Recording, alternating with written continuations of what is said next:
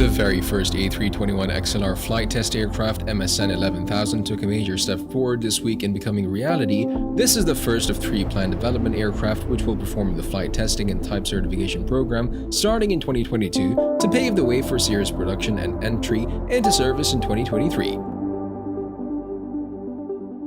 The nose and forward fuselage delivered from St. Nazaire, the center and aft fuselage assembled in Hamburg, the wings from Broughton, the landing gear supplied by Safran, and the vertical and horizontal tailplanes from Stade and Getafe respectively.